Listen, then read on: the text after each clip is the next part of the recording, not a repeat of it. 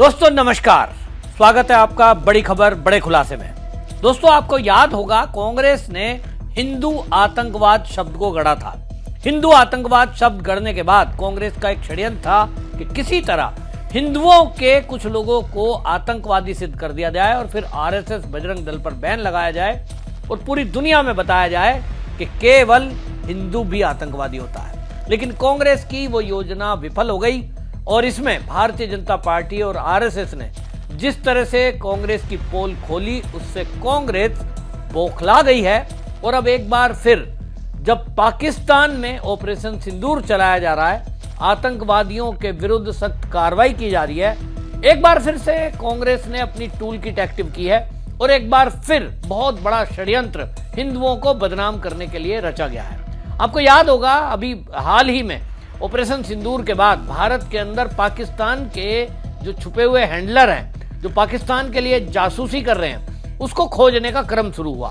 अब तक आपको बताएं ऑपरेशन सिंदूर जब से चला है, कुल मिलाकर 18 पाकिस्तान के जासूस भारत में पकड़े गए हैं। क्या मैं आपसे सवाल कर रहा हूं कि क्या आपको उन 18 में केवल एक नाम मैं बता रहा हूं, उसके अलावा कोई नाम आप जानते हैं? वो एक नाम है ज्योति मल्होत्रा।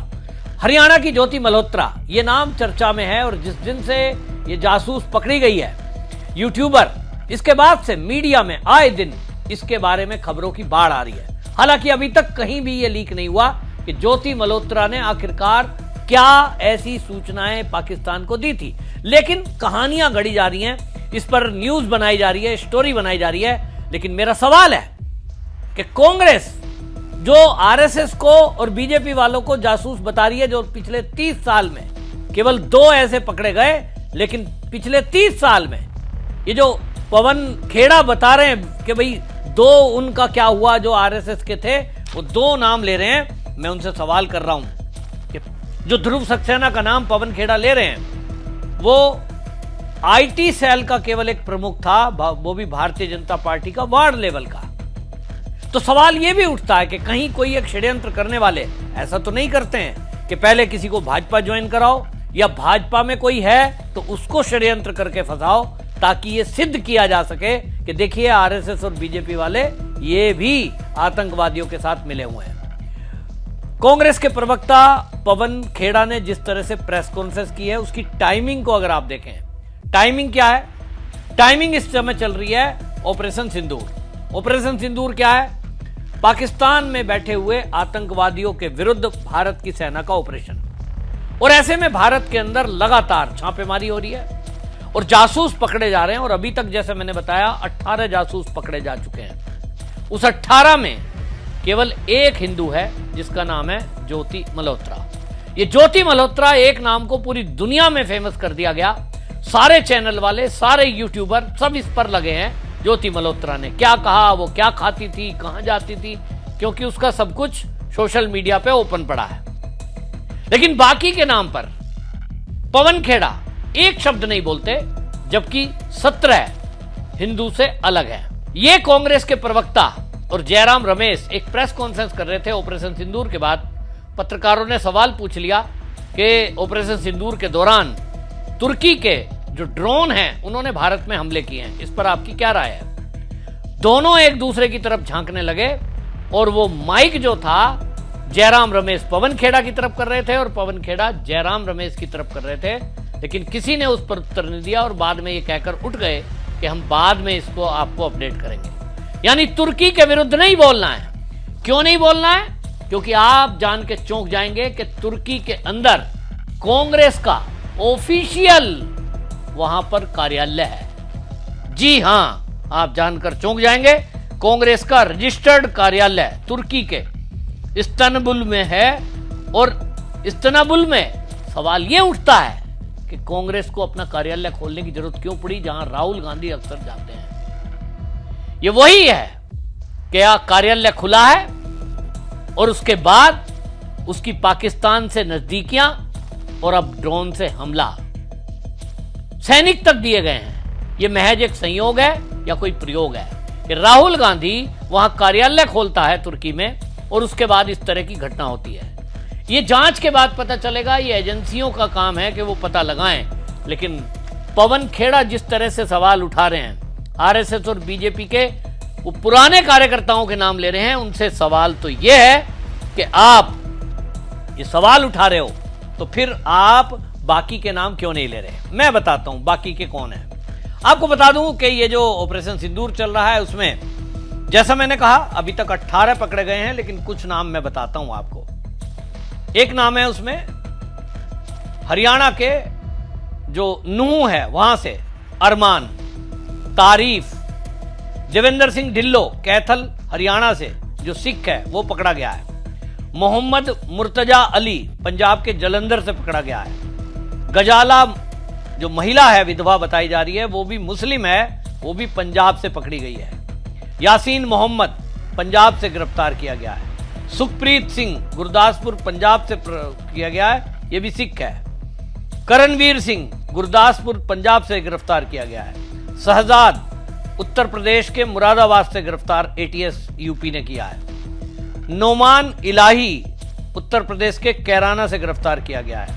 शहजाद को मुरादाबाद यूपी से पकड़ा गया। और इसमें आपको बता दें कि सवाल केवल उठ रहा है ज्योति मल्होत्रा पर। ज्योति मल्होत्रा दोषी है तो वो जेल जाएगी निश्चित रूप से, और जाना ही चाहिए, गद्दार कोई भी हो। वो आतंकवादियों की अगर मदद कर रहा है या आतंकी देश की मदद कर रहा है वो आतंकवादियों के बराबर है। हमारे कानून में उसके लिए सख्त सजा है। लेकिन सवाल कांग्रेस पर यह है कि कांग्रेस अगर 2 नाम लेती है, पिछले 30 साल में वो 2 हिंदू जो पकड़े गए हैं उनका नाम लेती है, बाकी का नाम क्यों नहीं लेती। कहीं ये कांग्रेस का फिर से वही तो प्रयास नहीं है जो मैंने शुरू में सवाल उठाया कि कहीं एक बार फिर कांग्रेस ने जैसे हिंदुओं को आतंकवादी सिद्ध करने में पूरी ताकत लगाई थी, पूरी एक टूल किट तैयार हुई थी। अजमल कसाब अगर जिंदा नहीं पकड़ा जाता तो उसके हाथ में कलावा था, हिंदू आईडी थी, तो हिंदुओं को आतंकवादी सिद्ध करने का एक षड्यंत्र ये सफल हो जाता अगर अजमल कसाब जिंदा नहीं पकड़ा जाता। आज की डेट में मुझे जो लगता है, जिस तरह से मैं ज्योति के बारे में एक्स पर पोस्ट देख रहा हूं, जैसे ही ज्योति मल्होत्रा की गिरफ्तारी होती है तुरंत पाकिस्तान के कुछ हैंडलर और भारत में बैठे हुए बहुत सारे लोग लगातार पोस्ट डाल रहे थे, देखो केवल मुस्लिम ही गद्दार नहीं होते, केवल मुस्लिम ही जासूस नहीं होते, अब यह आतंकवादी पकड़ी गई है, अब इसका क्या करेंगे, अब भक्तों का क्या होगा। और तो और आर्टिफिशियल इंटेलिजेंस का प्रयोग करके उसके सर पर भारतीय जनता पार्टी की टोपी और गले में भारतीय जनता पार्टी का फटका पहनाकर उसको बीजेपी की कार्यकर्ता बताने की कोशिश की गई। यानी पूरा एक षड्यंत्र रचा गया। वो तो तुरंत फैक्ट चेक हुआ। आजकल पीआईबी थोड़ी एक्टिव है, आज तक ने भी फैक्ट चेक किया और आज तक ने तत्काल उसको झुठलाया और उसने कहा कि भारतीय जनता पार्टी से ज्योति मल्होत्रा का कोई रिश्ता नहीं है। वरना आप समझिए पीआईबी अगर एक्टिव नहीं होता तो ये तो सिद्ध करने में लग ही गए थे। पवन खेड़ा उनकी प्रेस कॉन्फ्रेंस क्या कहा सुनिए आप। कल खबर आई कि आईएसआई के लिए काम करने वाले कुछ लोग, कुछ जासूस पकड़े गए। पहले भी खबर आई थी डीआरडीओ का एक प्रदीप कुरुलकर संघ से बड़ा जुड़ा हुआ था, राष्ट्रीय स्वयंसेवक संघ से, पाकिस्तान को कुछ सूचनाएं गोपनीय देता था। क्या हुआ उसका? आपने उसके बाद सुना, हमने प्रेस वार्ताएं की, बार बार उस मुद्दे को उठाया। क्या हुई? लीपापोती हुई? हो क्या रहा है प्रदीप कुरुलकर का? तो आप बीच में कोई खबर आती है कि भाई आईएसआई के लिए कोई ध्रुव सक्सेना काम करते हुए पकड़ा गया भारतीय जनता पार्टी का। फिर आता है प्रदीप कुरुलकर, डीआरडीओ के साइंटिस्ट हैं, संघ से बड़े जुड़े हुए हैं, पूरा दूसरी तीसरी पीढ़ी संघ के साथ जुड़ी हुई है। क्या हुआ उनका? ये है क्या? ये क्या मुखबिरी का इतिहास है? ये क्या रिश्ता है आपका पाकिस्तान के साथ? ये हमें जानना जरूरी है, देश को जानना जरूरी, क्योंकि आज आप तमाम संस्थाओं पे कब्जा किए बैठे हैं, इसलिए ये जानना जरूरी है। नरेंद्र मोदी जी जब मुख्यमंत्री थे गुजरात के तो एक लाइन बड़ी अच्छी बोलते थे, जो आज के लिए बिल्कुल उपयुक्त है, कि समस्या बॉर्डर पे नहीं है, समस्या दिल्ली में है। उसी समस्या के बारे में आज हम आपसे चर्चा कर रहे हैं कि ये समस्या दिल्ली में है, जो पाकिस्तान को पहले ही सूचित कर देती है कि पाकिस्तान हम आ रहे हैं, थोड़ा देख लेना। गुजरात के अंदर जब कांग्रेस की सरकार थी, उस कांग्रेस की सरकार में कैबिनेट मंत्री हुआ करते थे मोहम्मद सुरती। मोहम्मद सुरती ये वहां गिरफ्तार हुए आतंकी घटना के लिए। इन्होंने अपनी कार में बम लिया और उनको 4 जगह बम को रख के आए। फिर वो बम विस्फोट हुए 3 लोगों की मृत्यु हुई।